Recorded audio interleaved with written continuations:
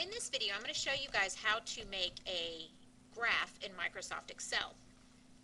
Now, the only thing I need to forewarn you about is that this is Microsoft Office 2010. So if you have a different version of Microsoft Office, some of where the location of where the things are might not be the exact same, and some of the wording may be a little bit different, but the general idea is still the same. In order to first make a graph, you first have to put information into a chart or a table of some sort. So I'm going to say, let's do favorite colors. So I'm going to say that we asked kids what their favorite color were, and 7 people said blue, 3 people said red, 5 people said yellow, and let's do another one, purple. Let's say 10 people like purple, okay? So here's the information. It's in a table. Of course, it doesn't have headers or anything like that, labels. We're not labeling anything, but that's okay. This is all we need to create the table. So then we are going to take the information and we have to highlight it.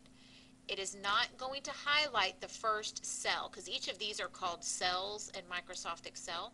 So it's not going to highlight the first cell that you click on. No matter where I click it, it doesn't highlight that first one. So just know that even though it's not highlighted, it's still in that black box, so it's still highlighted.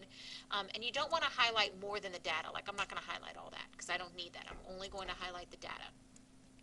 So I highlight the data, and then I'm going to come up here to insert.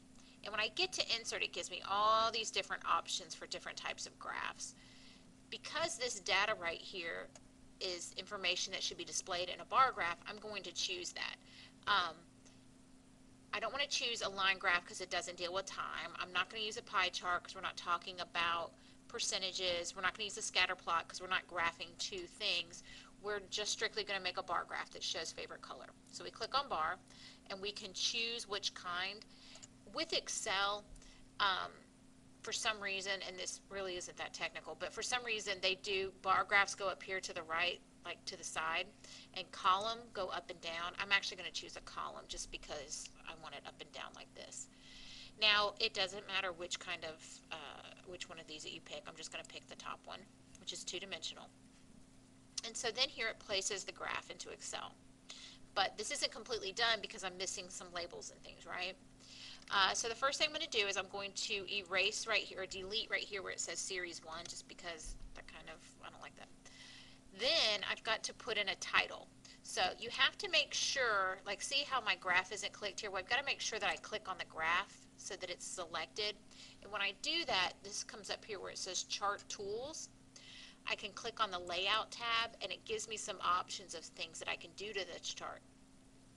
I'm going to first add a chart title. None is selected right now, but of course we want to add one. So these are the two options for displaying one. One will put it over the chart, and the other one puts it at the top of the chart. It really doesn't matter which one you pick. So I'm going to pick this one, and I'm going to title this Favorite Colors. Okay? Then, again, I'm going to select the chart again. I'm in Chart Tools and Layout. I'm going to select Axis Titles. So horizontal is what goes left to right, and vertical is what goes up and down. So I'm going to start with horizontal, and down here we are going to label this colors. Okay. Then, again, we are going to make sure our graph is selected.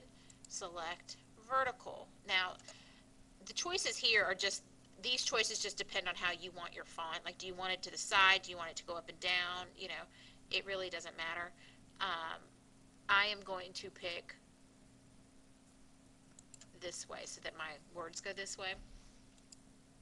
And these numbers represent the number of students. Okay? And so now I have my graph that I have created in Microsoft Excel. Now, with this, you can then place this in Word documents or PowerPoints. So specific to what we've been doing in class, you can open up Microsoft PowerPoint, and I'm actually going to change the layout of this slide so there's nothing there.